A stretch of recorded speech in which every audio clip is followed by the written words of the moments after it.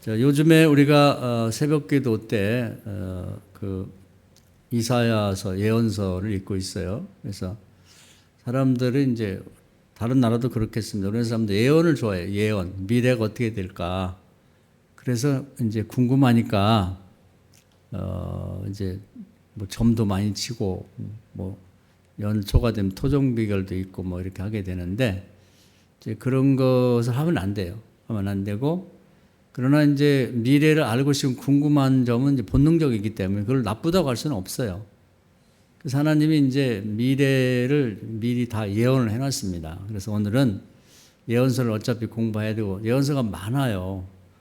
그래서 뭐 이사야부터 말라기까지 있고 또 신약에 오면 맨 마지막에 있는 게 이제 우리 미래가 어떻게 될지를 예언한 요한계시록에 있습니다. 그렇기 때문에 성경의 많은 부분을 예언이 차지하고 있다. 이렇게 보면 하나님의 예언을 굉장히 중요하게 생각하는구나. 그리고 우리도 그 예언서를 성경에 기록해 놓은 하나님의 그 뜻을 이해하고 거기에 맞춰 살아야 됩니다. 그래서 에베소서 1장에 보면요. 11절에 하나님이 먼저 작정하시고 그리고 계획을 세우시고 그런 다음에 이제 그대로 행하신다는 거죠. 이게 하나님 나라에서 일하는 방법이에요. 일하는 스타일이 그렇게 정해졌단 말이에요.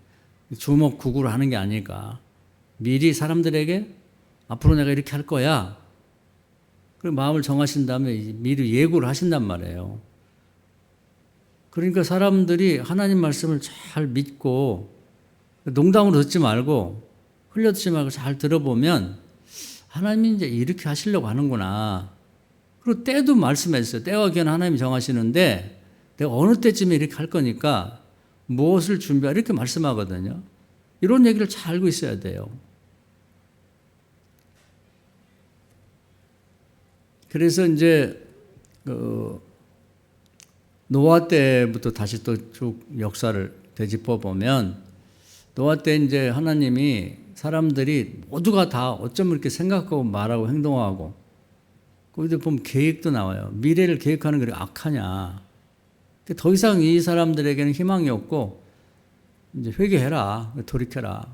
그럼 앞으로 그렇게 안 하면 120년 후에 내가 엄청난 비를 내려서 너네를 다 죽일 거야.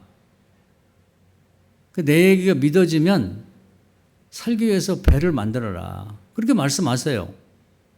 노아에게는 다른 사람들은 자기 가족만 살 수 있는 배를 만들고 거기에 먹을 것을 준비해서 실으면 되지만 노아 가족은 지상에 있는 동식물 한 쌍씩을 다 이제 배에 실어가지고 홍수 때 살려놔야 되니까 큰 배를 만들어라. 소위 방주를 만들어라 그랬단 말이에요. 그러니까 하나님이 미래의 계획을 다 발표했잖아요. 에베소 1장 11절 말씀처럼 그런 작정을 했어요. 왜 작정했냐도 나와요. 사람들이 못했어 다.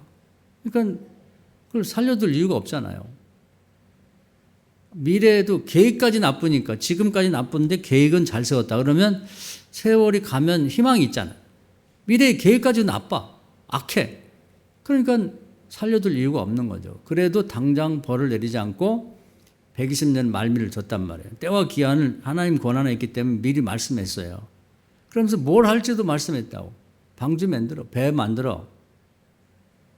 그러면 충분히 자기 가족이 탈 배는 잘 만들 수 있다고.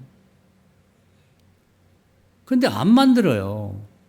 그리고 뭐, 이 배를 만드는 노아한테 와서 비난을 하고, 뭐, 웃긴다, 뭐. 그 당시에 이제 또 이 하나님 말씀은 모든 산을 다 이렇게 덮을 만큼 이 비가 온다 그러니까 역사적으로 봤을 때 그렇게 비가 많이 온 때는 없거든요. 그런데 이제 노아는 믿기 때문에 이제 좋은 나무가 지금도 보면 뭐 이런 평지보다는 이제 산에 어떤 곳에 가면 좋은 나무들이 굵고 쭉쭉 뻗은 나무들이 많으니까 이제 거기를 택해서 거기서 이제 배를 만들었단 말이에요. 그러니까 사람들이 와서 비난하는 거죠. 아니 배를 물에다가 띄우려면 강가에나 바닷가에서 배를 만들어야지. 그럼 뭐 지고 다닐래? 왜 거기다 만들어? 믿음이 있는 사람하고 없는 사람은 달라요. 하나님이 미래에 대한 예언을 줬을 때 그걸 믿어야 되는 거예요. 그런데 이제 믿지 않는 사람들은 노아와 가족들이 바보 같대. 그리고 이제 아들들한테도 같은 친구들이야. 니네 아버지 미쳤나 보다. 아니 비가 온들 그렇게 많이 올 리가 없겠냐. 그리고 배를 지금 물가에 져야지 산 중턱에 짓는 게 말이 있으냐. 뭐 이런 식이거든요. 그래 믿음이 중요한 거예요. 하나님이 이 얘기를 오늘 꼭 기억하셔야 돼요. 그 당대에는 이게 굉장히 중요한 거예요. 그러니까 하나님 믿는다고 하는데 실제는 믿질 않거든. 그냥 농담으로 듣는 경우가 많아요. 흘려 듣는 경우가 많죠. 그러니까 정말 믿는다고 하면 그 말씀을 머릿속으로 인식하고 기억하고 입으로 고백하고 실제로 행동을 해야 되는 거예요. 믿는다고 하면서 하나님 말씀 믿지. 다 좋은 말씀 나쁜 게 있나? 근데 실제로 배는 안 만들어. 그 뒤에서 빈중빈중 하면서 믿어도 어느 정도지. 노아 걔들은 좀 미친 것 같아. 이런 식이 문제란 말이에요. 요즘도 교인들이 그런 사람이 많아요. 얼마나 많냐? 90% 이상, 97, 8%가 다 그런 식으로 믿어요. 정말 노아 가족 하나인 것처럼. 그 당시에 인구가 많았을 거라고 추측을 해요. 얼마나 있었는지 모르지. 다 죽었기 때문에. 근데 어떤 사람은 창조 이후에 노아까지 시대가 엄청 길었을 거다. 그러면 지금 지구촌이 뭐 82억, 3억 얘기하는데 그 82억보다 더 많았을 거라고 생각을 해요. 그때는 지금은 뭐 세상이 막 오염도 많이 되고 뭐 전쟁도 많고 그런데 뭐 그 당시에는 나라가 지구가 오염되지 않았을 거 아니에요. 먹을 것도 풍성하고 땅도 좋고 물도 좋으니까 더 번성했을 거라고 얘기를 하거든요. 근데 그 중에서 노아 가족 어쩜 노아 가족 하나밖에 없지? 그만큼 참으로 믿는 자가 드문 거예요. 그래서 누가복음 18장에도 예수님이 내가 참으로 믿는 자를 보겠느냐? 의인은 없는데 한 명도 없다. 그건 로마서에서 하는 얘기죠. 그러니까 우리가 참으로 믿는 사람은 성경에 찾아야지 주변에는 없어요. 뭐 뉴스 나가는 거 보면 목사들 다 형편없고 장로들도 하고 뭐 또 교인들이 다 형편없고 뭐 세상 사람보다 더 못하다. 뭐 이런 얘기예요. 어제도 누구하고 권사되는 어떤 여자분하고 통화를 했는데 계속 전화 없이 시작부터 끝까지 요즘 목사들이 왜 이러냐, 장로들이 왜 이러냐, 교인들이 왜 이러냐, 이렇게 하니까 교회가 안 되지. 뭐 이런 식의 계속 그런 얘기만 하더라고. 맞긴 하는데 은혜로운 얘기를 하지 좀 계속 나를 붙잡고 이런 얘기만 하나 이런 생각이 들었어요. 그러니까 참으로 믿는 자는 세상에서 찾아보기 어렵다. 성경에서 정말 있는 거, 이 땅에 찾으면 그런 사람 찾으면 거의 보물이나 마찬가지죠. 진주를 찾은 것처럼. 그러니까 세상 사람들, 세상에 있는 교인들과 교회들을 보고 낙심할 필요가 없는 거예요. 그 노아 때도 그랬어요. 하나님이 미래에 있을 일을 마음을 작정하시고 선포를 하고 했어도 그걸 믿질 않는단 말이지. 믿는다면 머리로 확신을 하고 입술로 고백하면서 행동을 해야죠. 매일매일 방주를 짓는 거예요.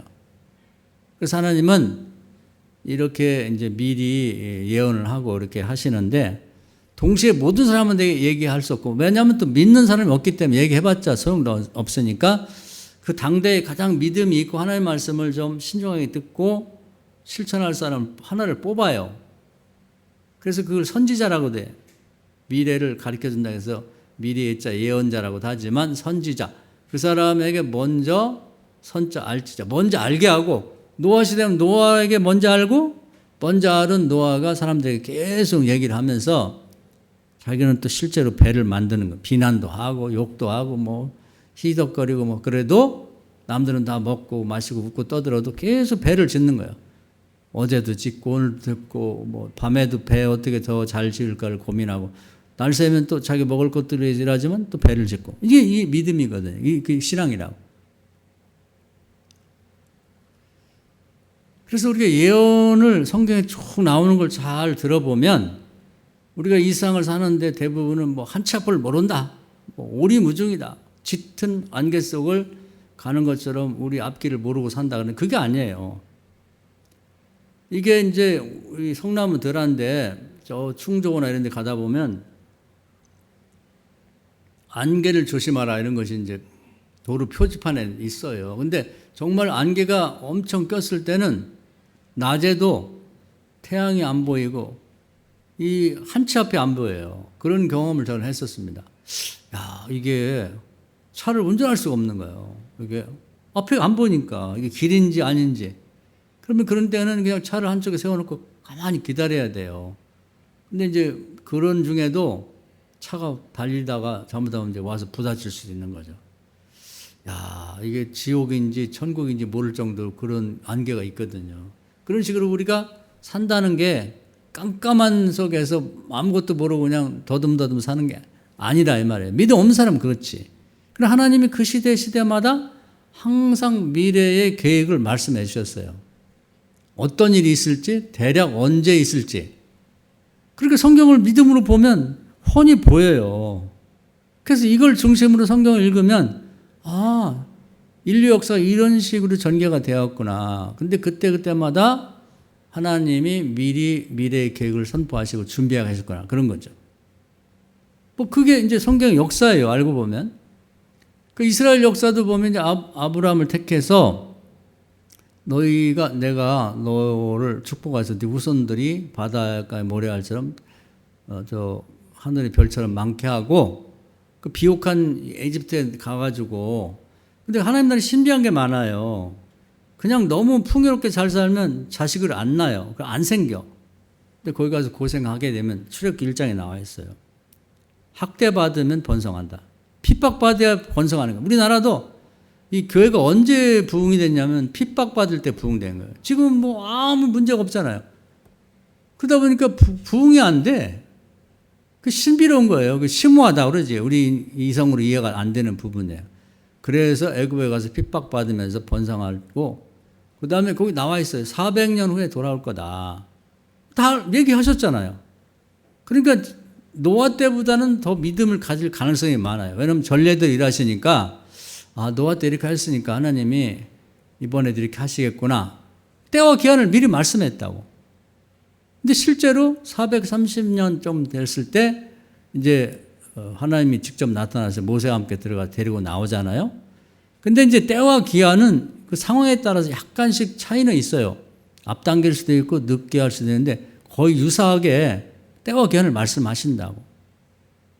그래서 이제 그 애굽에 있던 이스라엘 백성을 아브라함의 후손들을 데리고 나왔단 말이에요.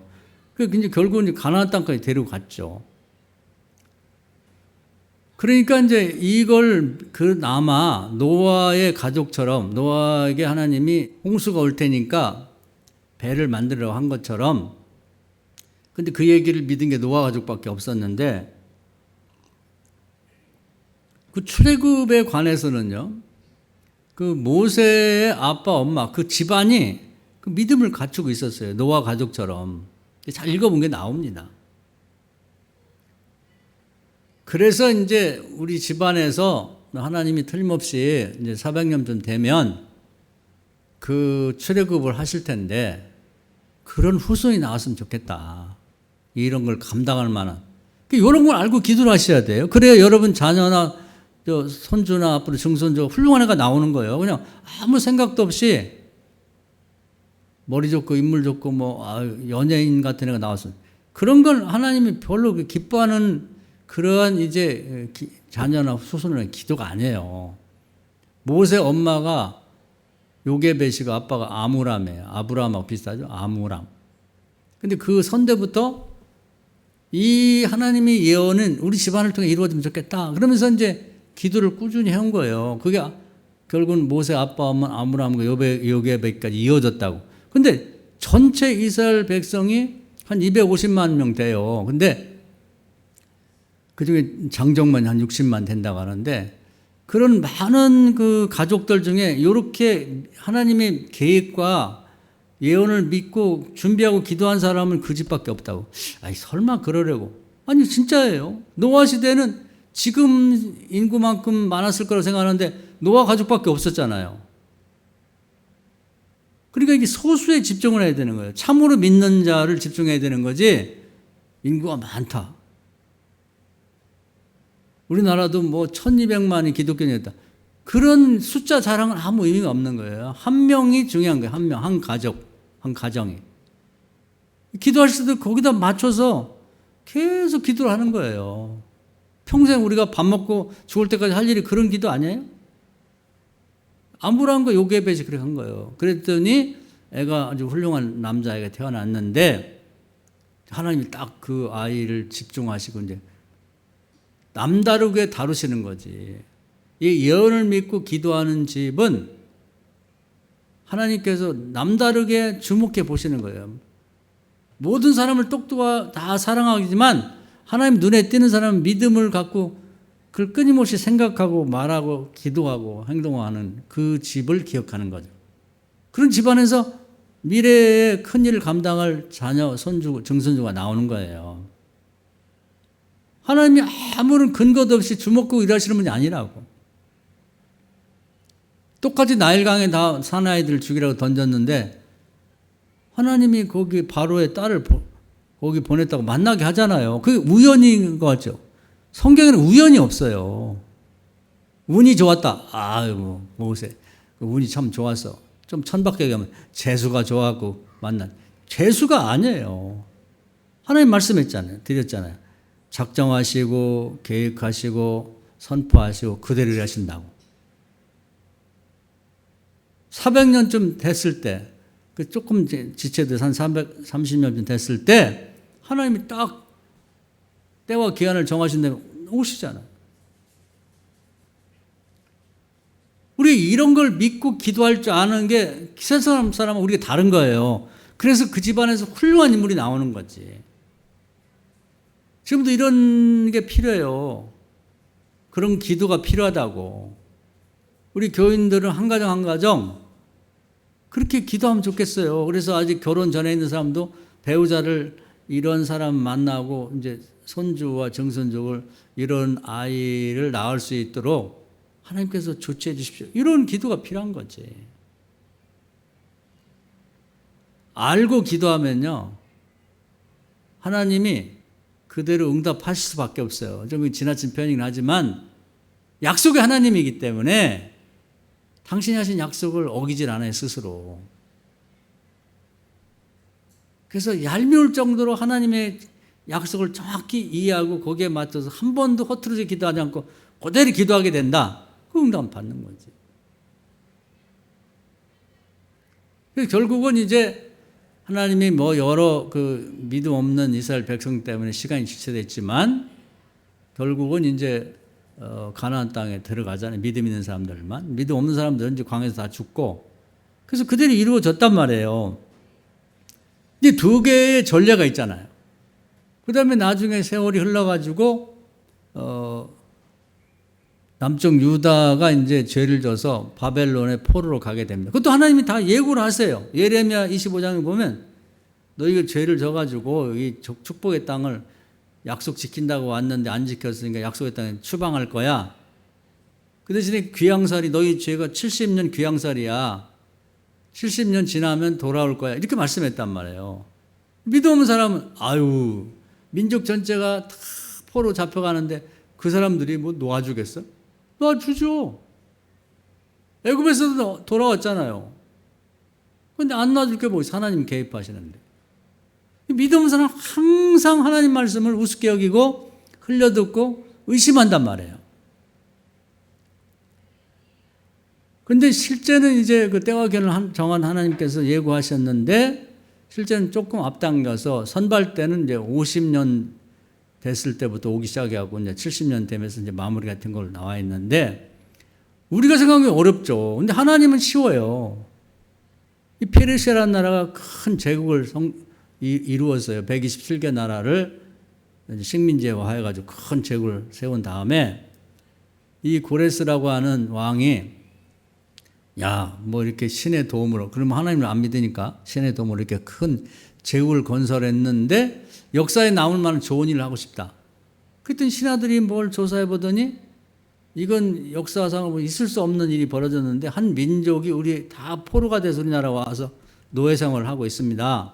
거의 50년 이상. 그러니까 이건 안 되지. 이 사람들을 그냥 해방시켜 돌려보내면 이게 역사에 남을 만한 정말 좋은 일이 될 것 같습니다. 그 조그만 민족이니까 뭐 있으나 없으나 마찬가지거든요. 어우 좋겠다 그러면 해방시켜. 그리고 자기 나라가 돌아가서 자기들 신앙도 회복하고 성도 회복하고 나라도 회복하고 그리고 국가적으로 좀 도와줘. 하나님이 하면 그 왕의 마음을 싹 바꾸면 되거든요. 근데 그걸 모르는 사람들은 하나님 무시하고 그게 되겠냐, 뭐 그게 될 수 있겠냐, 그건 말도 안 된다. 왜 말이 안 돼요? 하나님이 하시겠다는데. 하나님이 항상 미리 다 예고를 하신다고. 그럼 이제 그게 믿음 있는 사람들은 어떤 그 행동이 나타나냐. 노아 때 매일매일 이 방주를 짓는 거, 그게 믿음이 있는 거예요. 머리로만 알고 뭐, 미래에 이렇게 해서 하나님이 이런 말씀하셨다. 그것 갖고는 믿음이 온전하지 못한 거예요. 아는 것만 갖고는 야고보서에 보면 죽은 믿음이에요. 행함이 없는 믿음은 죽은 것이다. 마귀도 그건 할 수 있다는 거예요. 참 믿으면서 하는 사람은 하나님이 하신 예언의 말씀을 믿고 입으로 고백하면서 자기 행동을 옮겨야죠. 이게 온전한 믿음이 되는 거지. 그러니까 자기들 죄 때문에 이제 이 포로가 돼서 바벨론에 잡혀갔지만 믿음 있는 사람들은 매일매일 달라요. 행동을 옮기는 거예요. 꼭 그렇게 될 줄 믿고 다니엘 같은 경우는 바쁜 사람이에요. 127개 나라를 다스리는 왕이 있고 그 밑에 총리가 3명인데 그 중에 수석 총리야. 우리보다는 바쁘겠죠? 그런데 예루살렘에 가서 창문을 열고 하루에 3번씩 기도를 하는 거예요. 우리가 기도 생활 열심히 하셔야 돼요. 바쁘다고 핑계대지 말고. 아니 아무리 바빠도 127개 나라를 다스리는 총리, 수석 총리인 다니엘보다 바쁠까요? 또 그렇게 기도하니까 시기 질투하는 애들이 바쁜 사람이 말이야 무슨 기도를 한다고 그러고 아니 뭐 지네 나라에 뭐 하나님이 예언을 했다고 하는데 아니 지금 신세 꼴을 보라고 다 민족이 말살되다시피 다 잡혀왔는데 해방이 되겠어? 그러고 뭐 일러 버치고 뭐 그러지만 그 노아 때는 똑같아요. 계속 하나님을 믿고 실천하자는 행동을 옮기는, 여기는 기도로 실천하는데 그게 다른 거예요. 우리가 예언서를 공부하면서 이걸 배워야 되는 거지. 머리로 무슨 노아 장차 이런 얘기 있었고 무슨 아브라함 예언 있고 그 얘기는 뭐 머리 좋은 사람들은 다 알죠. 뭘 못하느냐? 아는 것을 실천을 못하는 거예요. 죽은 믿음이라 이 말이죠. 행함이 없는 믿음. 다니엘은 행함이 있잖아요. 믿고 꼭 그렇게 되기를 간구하면서 그 바쁜 사람이 하루에 3번씩 기도를 한단 말이에요. 우리도 정말 원하는 게 있고 기도하면 되는 줄 믿으면 여러분 꼭 필요한 게 있잖아요. 부모님을 구원한다든지 애들이 뭐 취직이 된다든지 결혼한다든지 애를 낳는다든지 뭐 사업이 어렵다든지 3번 기도하세요. 다른 거 아무 의미가 없어. 요즘 뭐 정치가 어떻게 돌아가고 기도만 하면 되지. 우리가 직접 참여해서 뭐 할 수 있는 게 아무것도 없잖아요. 스포츠 얘기니 뭐 드라마가 새로 뭐가 됐니. 그런 게 우리 실존적으로 우리 자신에게 무슨 도움이 되냐고. 정말 나에게 이것만 응답받으면 확 우리 앞길이 열릴 것 같은 문제가 있으면 2번 기도하고 아니면 3번 기도하라고. 다니엘을 생각해 보세요. 요즘에 뭐 지금 하는지 모르겠는데 저는 그 제목을 잘 정한 것 같아. 잠실인가? 거기에 뭐 송파인가? 오륜교회에서 뭐 다니엘 기도회. 아마 그 담임 목사님이 그런 다니엘의 기도를 보고 영감을 얻어 하는 것 같아요. 기도. 그거 하면 다 됩니다. 자기 자신 속에 배반자가 있어요. 아유, 기도한다. 근데 다니엘은 되지면 나가면 되겠어. 그게 내 속에 있는 원수예요. 그 사탄이 나 자신을 길을 죽이는 거예요. 못하게 만드는 거예요. 또 다른 사람들도 내가 3번씩 기도하는 거 알면 아유, 어지간해. 뭐 그런다고 된 거 있어? 기도라는 건 죽기 전까지 하는 거고 죽어서도 하는 거예요. 사도 요한이 천국에 올라가 보니까 계시록에 보면 구원받고 온 자들이 따로 모여서 계속 기도하는 거예요. 그거 나와요. 근데 기도를 해보지도 않고 그렇게 말하면 안 되는 거지. 그래서 기도 안 하는 사람을 보지 말고 다니엘이 기도하는 걸 비난하는 사람 쪽에 서가지고 비난하지 말고 그 당시에 단 한 사람 다니엘을 보고 그 사람처럼 하는 거예요. 이게 예언을 아는 사람들이 하는 일이야. 살아있는 신앙이라고. 또 에스라도 믿었어요. 반드시 70년 후에 돌아갈 것이다. 근데 이제 뭐 믿음이 없어갖고 제대로 신앙생활 못 해갖고 성경도 옛날에는 막 그 양 껍질에다가 막 베끼어 놓고 무슨 석판에다가 이렇게 막 거기다 새겨 놓고 진흙을 뭐 어떻게 해갖고 해놓고 파피루스를 만들고 그래갖고 뭐 성경이 양이 엄청 많고 그래서 포로가 되고 잡혀갈 때 다 흩어져갖고 제대로 된 성경이 없는 거예요.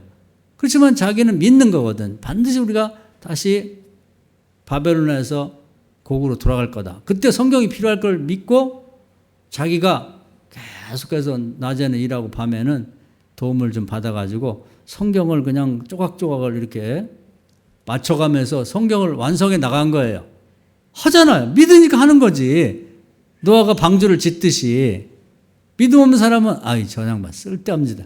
아니 피곤한데 자지 뭐 저게 될 게 뭐 하려고 저게 눈에 피가 나도록 저렇게 책을 연구하고 성경을 그렇게 붙여가면서 다른 거예요. 이게 다르단 말이에요. 어차피 똑같은 시대에 똑같은 예언 아래 사는데 대부분은 비난하는 사람. 행동하는 사람이 적어요. 노아 한 가족만 있는 것처럼 적다고. 그걸 봐야 돼. 그걸 모범을 삼아야 되는 거예요. 바벨론 포로로 잡혀간 사람 중에 그런 사명감을 놓고 미리 반드시 나라가 예언을 주신 대로 예레미야를 통해 예언 주신 대로 70년에는 반드시 돌아간다고 생각하고 피곤하죠. 자기도 힘들지. 그러나 계속해서 그걸 연구한 사람은 딱 에스라 한 사람이라 이 말이에요. 설마 그러려고. 그만큼 없어요. 믿음이 있는 사람은 믿음이 있기 때문에 하는 거지.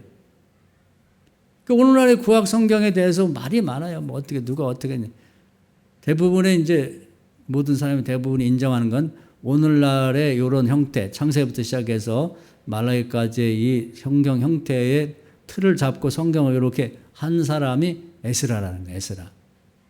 되게 한 사람이 하는 거예요. 누구? 믿음 있는 사람이. 미래 예언을 믿고. 근데 돌아왔을 때 그 성경이 요긴하게 쓰여지고 지금까지도 그것이 우리가 이렇게 보는 성경이 꼬리를 갖추게 된 거예요. 얼마나 놀라워요. 믿음 있는 사람이 중요한 거예요. 믿음 있는 사람이 행동하는 거예요. 행동 없는 믿음은 죽은 거예요. 느헤미야도 이제 그런 생각을 가졌어요. 반드시 내가 이제 돌아갈 걸 믿는다. 그래서 이 나라의 정치 체제라든지 운영 이런 걸 계속 연구를 하며 있었던 하나님이 기회를 주셨어요. 그래서 왕의 측근이 돼서 술 맡은 관원장이 비교적 시간이 많고 거기 이제 뭐 음료를 대접하다 보니까 고관들도 이제 잘 안단 말이에요. 직책 자체가 그 당시 사는 사람들이 좋은 술을 좋아하다 보니까 술을 선물로 하고 대접하면 다 좋아.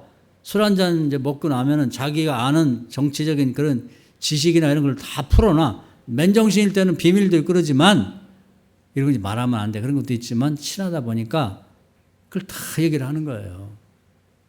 그래서 지금도 뭐 중요한 대화를 할 때는 이제 안 믿는 사람들 술 마시네, 술. 꼭 비싼 술을 내주면 마음이 탁 열리는 거지. 그러니까 이걸 기회 삼아서 왕과 고관들을 같이 사귀면서 그 총책임자가 있으니까 술 중에 모든 술을 다 관리하니까 그러면서 메모를 다 한 거예요. 내가 돌아가야 되면 하나님 기회를 주시면 반드시 나라를 재건하는데 정치적으로 기여를 하고 싶다. 하나님 이런 사람 쓸 거 아니에요. 느헤미야가 유일한 사람이에요. 그러니까 하나님이 이 나라가 재건하기 전에 약 12년 동안을 왕의 특사처럼 자기 고국에 돌아가서 나라를 재건하는데 정치적으로 기여를 했단 말이에요. 놀랍지 않아요? 느헤미야를 그냥 읽으면 안 돼요. 역사라고 하는 걸 바탕에 놓고 읽어야 되는 거예요.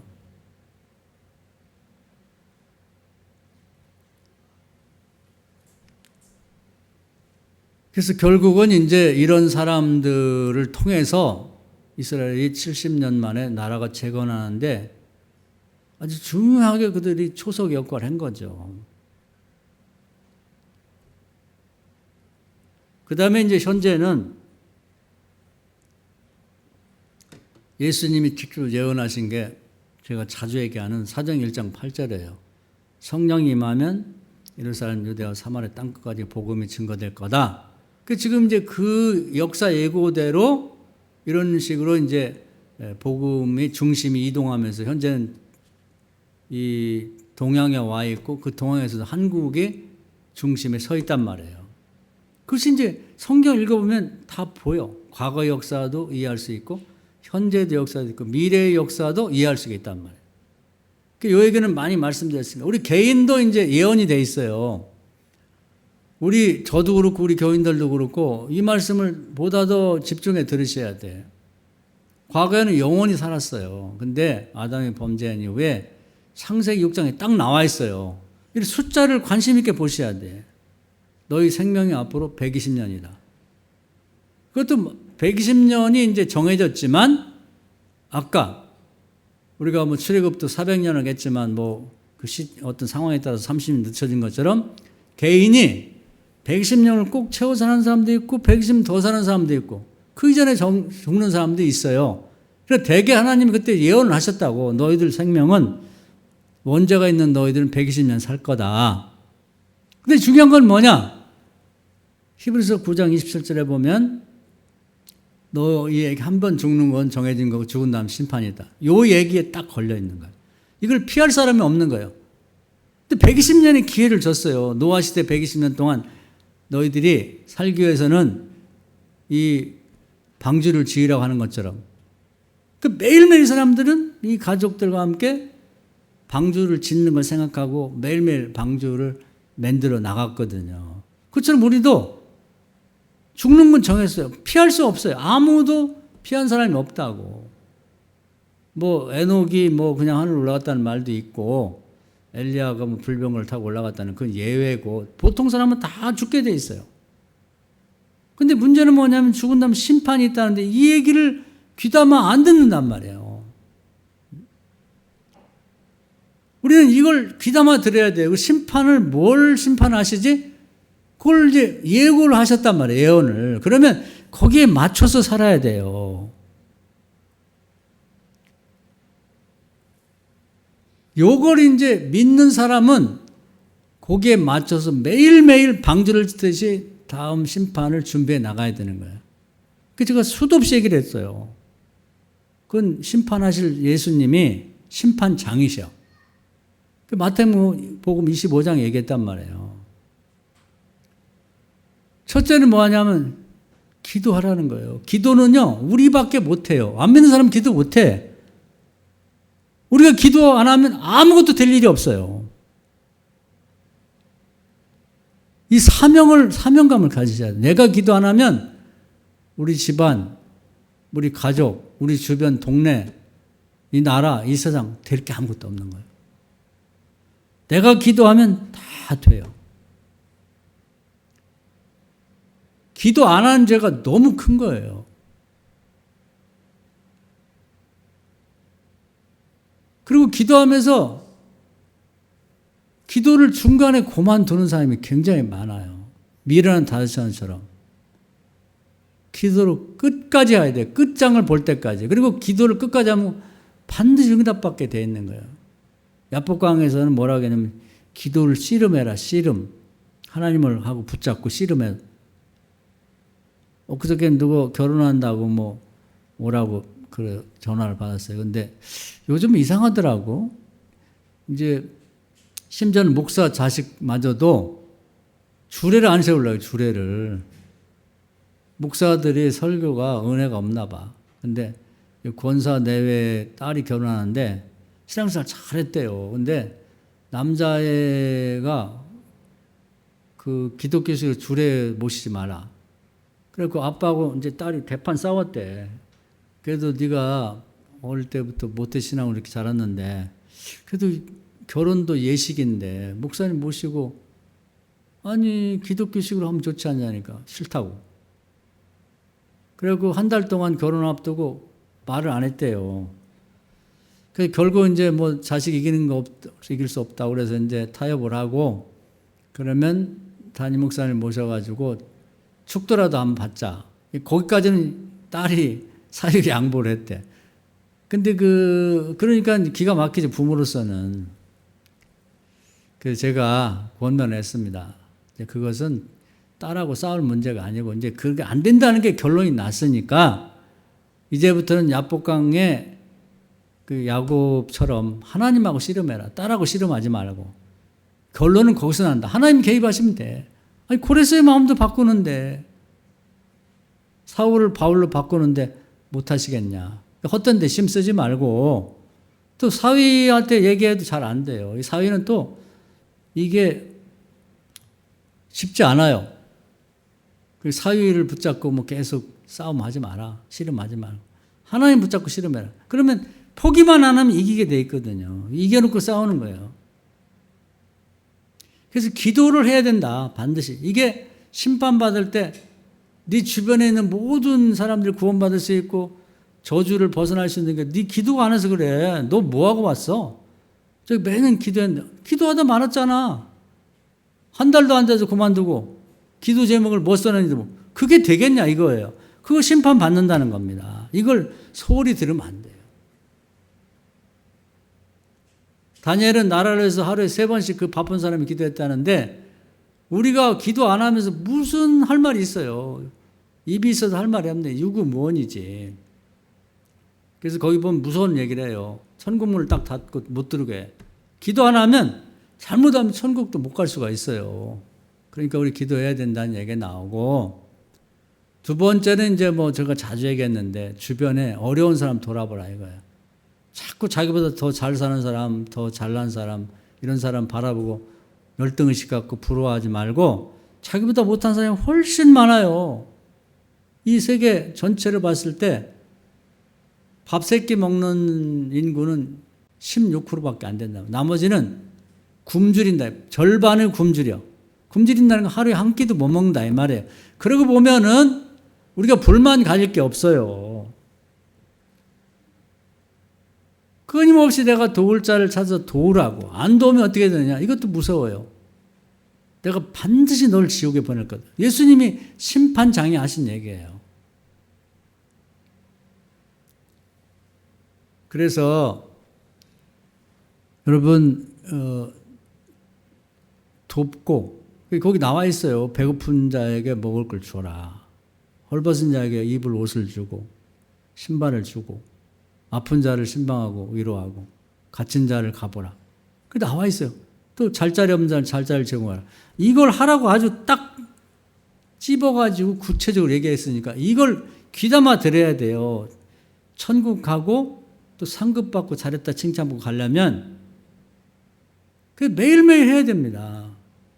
우리는 대접받는 걸 좋아하는데 대접받는 건 마이너스 인생이에요. 이번에 제가 휴가를 가면서 다짐한 일이 있어요. 제가 이제 목사가 되고 또 이제 뭐 스토리라인이나 이런 거 하면서 이제 선생 노릇하고 그러다 보니까 이제 오라는 데가 많아요, 나름. 가면 잘 대접을 받아요. 뭐 바닷가에 가면 막 자연산 회도 대접받고. 근데 이번에는 저희 집사람하고 얘기를 했어요. 이렇게 대접받아서는 안 된다. 그래서 아예 제가 또 우리 시골 형님 댁에도 가면은 항상 뭐 맛있는 거 비싼 거 사주고 그래서 대접받고 그러는데 이번에는 우리가 하여튼 대접을 하자. 미리 얘기를 하고 맛있는 걸 대접하자. 그런 결심을 했어요. 대접받았던 목사님들한테도 제가 대접을 하고 또 우리 형님한테 내외도 대접을 하고. 그래서 요즘에는 제가 평생 살아오면서 대접하기보다는 대접을 많이 받았기 때문에 하나님 앞에 사는 게 두려워요. 나 이렇게 살다니 큰일 난다 이거. 살 수 있으면 요즘에는 누가 대접받으면 마음이 철렁해요. 아, 나 이거 큰일 났다. 이렇게 하면 안 되지. 내가 대접해야지 이게. 목사라는 게 뭐 대수예요? 목사도 똑같지? 그래서 우리가 대접하며 살려고 노력을 해야 돼요. 뭐가 남을 섬길 것이 없을까를 늘 찾고 뭐든지 집에 쌓아놓지 말고 이번에 우연히 내가 뭘 보니까 양지훈인가 하는 그 트로트 여 가수가 뭐 남편은 의사고 본인은 뭐 그 또 유명한 가수가 돼서 돈을 많이 벌 텐데 집을 진짜 깨끗하게 하고 살더라고. 거실에 보니까 애들 TV 안 보려고 거실도 없고 무슨 장도 없고 소파도 없고 책장만 있더라고. 책장만. 가만 이제 남 모르게 남한테 다 그걸 제공하고 사는 것 같아. 우리가요 방주를 짓는 마음으로 매일매일 어린 소자가 물 한 그릇이라도 떠주는 걸 계속 하셔야 돼요. 매일매일 그것만 생각하고 사시면 되는 거예요. 불필요한 것에 신경을 쓸 필요 없는 거예요. 다윗도 처음에는 바울도 세상에 성공인이 되고 싶었어요. 그래서 뭐 대개는 돈 주고 사는데 로마 시민권을 사고 그다음에 타고난 뭐 바리새파 귀족이고 또 이제 돈 많이 들여가지고 그 당시 최고의 선생 율법학자인 가말리엘이라는 사람 문화가 들어가서 공부를 했어요. 돈 많이 들여서 한 거지. 그리고 부자기도 하고 뭐 가질 걸 다 가졌어요. 그리고 한 일이 뭐냐? 예수 믿는 사람 잡으러 다니고 그 예수 믿는다고 죽이는 살인사건. 지금도 마찬가지예요. 모든 걸 다 가진 사람이 하는 짓은 꼭 그런 짓만 해. 그게 가졌다고 하나님 앞에 갔을 때 너 대단하다. 로마 시민권을 가졌어. 너무 앞잡이했구나. 권력을 누리고. 아무것도 아니에요. 그런데 신경을 쓰지 말라 이거예요. 그런 데는 다 버려버려. 그건 신경을 쓰지 마. 아주 생각도 하지 말고 말도 하지 말고 행동으로 옮겨야 한단 말이에요.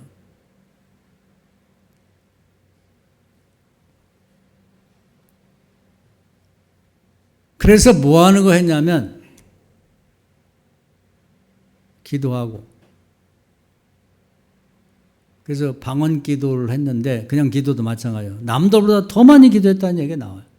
성경 열심히 읽고 자기 고향 다소연에 가서 12년 6개월 동안 성경을 아주 파고 팠어요. 아주 성경 전체를 꿰뚫을 만큼. 그리고 아주 자기에게 저주를 붙여 내가 하루라도 전도를 안 하면 화가 있게 해주십시오. 저에게 천벌을 내려주십시오. 이런 각오를 갖고 거기에 매진했단 말이에요. 이게 중요한 거예요. 내가 하나님의 뜻에 합당한 지금은 이제 우리에게 개인적으로 예언을 준 게 120년 살 건데 앞당겨질 수 있고 늦춰질 수 있다. 근데 심판을 반드시 받을 때 심판을 준비하는 삶을 살아라는 거지.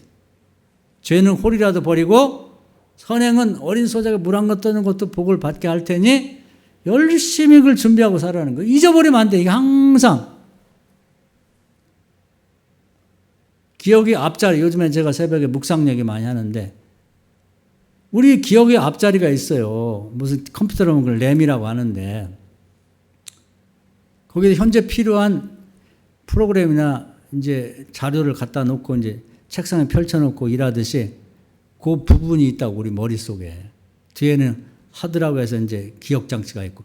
그건 항상 앞자리에 필요한 걸 갖다 놓고 그걸 중심으로 생각하고 말하고 행동해야 되는 거예요. 그게 뭐냐면 지금은 한 번 죽는 것이고 죽은 다음 심판을 받을 거라고 한 얘기예요. 심판의 내용이 이제 세 번째로 알아야 돼요. 그건 달란트 비유입니다. 달란트. 각자 달란트가 있고 사명인데 그걸 무시하고 살면 안 돼요. 그런 자는 무익한 자라고 생각해서 바깥 얻은 건데 나가라 이 무익한 종아. 그러면서 천국에 못 갈 수도 있다는 거지. 최근에 이제 그와 관련해서 제가 이렇게 생각하면서 각자가 달란트가 있거든요. 전에 제가 한번 영화를 소개한 일이 있는데 여러분들 넷플릭스에 풀렸으니까 한번 보세요. 승부라는 그런 영화가 있어요. 조언이라는 사람이 세계 최고 1등 바둑에. 근데 이창호라는 아이를 집에 들여가지고 자기들도 뭐 어려운데 걔를 품고 키웠어요. 다 가르쳐가고. 나중에는 그 제자한테 졌다고. 그러면서 이제 두 명의 천재 기사가 나오면서 세계 아주 그냥 바둑계를 평정해 버렸어. 중국이고 뭐 일본이고 다. 옛날에는 일본으로 우리가 유학을 갔는데 지금 일본 아이들이 머리 좋은 애들이 유학을 우리나라 오잖아요. 조은현이라는 사람 때문에 그렇게 된 거예요. 자기 달란트를 아낌없이 제자에게 준 거예요. 장자라는 중국의 유명한 철학자가 그런 얘기를 했어요. 자기의 세 가지 군자로서 성인은 타고나는 사람이고 군자는 성인이 되려고 노력하는 사람을 군자라고 그래요. 세 가지 즐거움, 소원이 있다. 첫째는 그냥 잘 수 있는 집하고 새끼 먹을 거 있으면 감사하고, 두 번째는 부모님과 형제가 건강하면 감사하고, 세 번째는 천하의 영재를 얻어서 내가 배운 거 깨달은 걸 다 아낌없이 주고 가고 싶다. 없으면 무덤으로 가져간다. 그런 얘기를 했거든요. 그러니까 자기 재능과 달란트를 악심 없이 주는 거예요.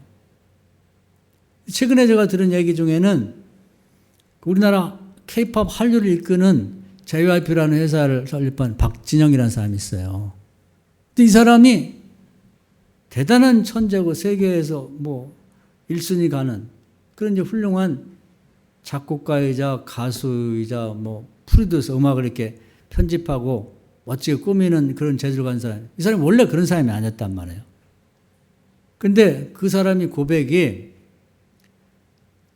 김형석이라는 아주 그 당시 유명한 사람, 지금도 유명하지만 지금 히트곡을 뭐 저작권에 가입된 곡이 1,400곡이래. 그만큼 많은 작곡을 한 사람인데 어느 날 그 사람 집에 작곡실에 들어갔대요. 그랬더니 거기 뭐 여러 악기도 많고 잘 꾸며져 있더라는데 가만히 일하는 거 보니까 너무 잘하더라는 거예요. 그래서 자기 얘기를 했대요.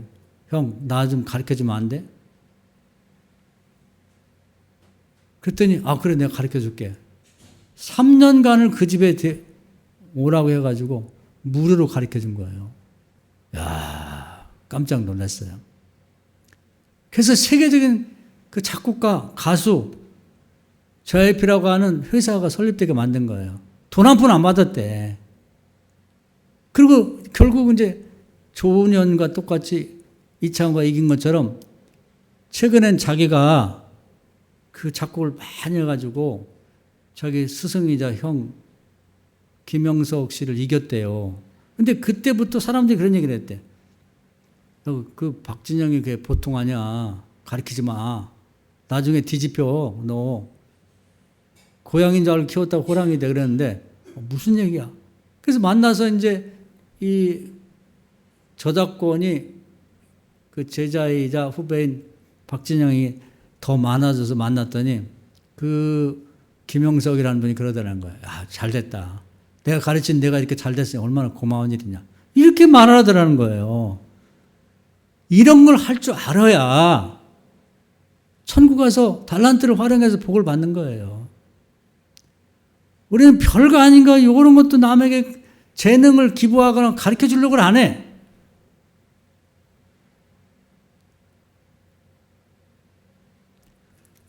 예수께서 말씀한 이 세 가지를 얘기하고 계시는 거예요. 세 가지. 너희 주변에 어려운 사람 도와줘. 대접받지 말고 대접해. 어려운 사람 좀 찾아봐. 전화라도 하고 방문이라도 하고. 주변 사람을 위해 기도를 해라. 너희들이 기도 안 하면 누가 기도하겠냐. 안 믿는 사람은 기도할 줄도 모르고 믿음 없는 기도는 들어주지 않으니까. 우리가 기도해야 돼. 우리 주변의 모든 사람들은 기도할 줄 아는 믿음 가진 우리가 살려야 될 대상이란 말이에요. 기도도 안 할 뿐에 기도를 하다만 응답받기 전에 그만둬. 이건 엄청난 죄라는 거예요. 천부문이 닫힌다니까. 달란트가 없다고 생각하지 말고 여러분 있는 걸 좀 원하는 사람 있으면 줘요. 뭐 작은 거지만 옥수수 하나를 삶는 것도 재주가 필요해요. 노하우가 필요하다고. 된장국 하나 끓이는 것도 천차만별이야.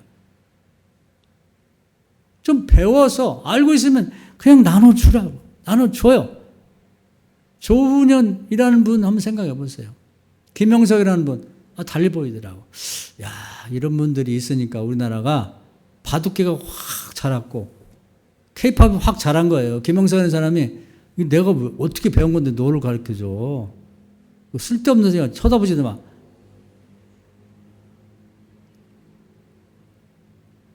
사랑하는 여러분, 이제 이 김영석이라는 분이 보니까 기독교인이더라고요.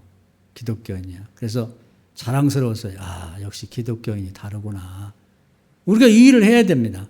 그러니까 오늘 말씀 여기서 마칠 텐데, 우리가 예언서를 공부하는 게 그냥 뭐 지식을 쌓는 거라면 의미가 없어요. 제가 말씀드린 예언들을 쭉 연결해서 보시고, 그럼 성경이 눈에 싹 들어와요. 아, 이 시대에 이런 말씀하시고, 여기에 순종한 사람은 다 살고 불순종하는 저주받았구나. 지금은 우리가 한번 죽는 거고 죽은 다음 심판이 있다는데 딱 걸렸어요. 기간은 120년. 앞당길 수 있고 늦을 수 있지만 과연 내 머리 앞자리에 그걸 항상 생각하면서 오늘도 방주를 짓는 노아의 가족처럼 나는 이걸 준비해 가고 있는가. 일주일에 한 번은 저는 토요일쯤 되면 이제 주일 준비하면서 모의고사를 보듯이 제 일주일에 한 번 이렇게 돌아봐요. 이 세 가지. 남을 위해서 뭘 내가 도와주려고 마음을 먹고 도와준 일이 실제 있는가. 밥이라도 대접하고 뭐라도 사주고 꼭 필요하면. 전화라도 한번 했는가. 한번 돌아보는 거. 모의고사. 다음 주에 죽을 수 있잖아요. 죽으면 어떻게 할 거예요? 나중에 다 필요 없어요. 시간은 기다리지 않는다고. 제 달란트는 내가 뭐가 있지? 목사로서? 그걸 준비하고 있는가? 그걸 그냥 무료 나눔하듯이 그냥 주고 있는가? 그걸 스스로 점검해 봐야죠. 모의고사 보듯이. 왜냐하면 그 점수가 그대로 다음에 심판받을 때 나올 거니까. 오늘 말씀 은혜가 되셔서 예언서를 공부하는 과정 속에서 여러분의 신앙이 여기에 맞춰지도록 하세요. 쓸데없는 건 아무 의미가 없는 거예요. 바울처럼 다 버려요. 하나님 나라 가서 심판받을 때 불필요한 거 있잖아요. 로마 시민권 자랑 안 돼. 점수 안 나와요. 나 귀족했습니다. 그래서 뭘 했는데? 응? 내 학력이 좋습니다. 나 서울법대 나왔어. 그걸 뭐 어쨌다고? 아무 의미가 없어요.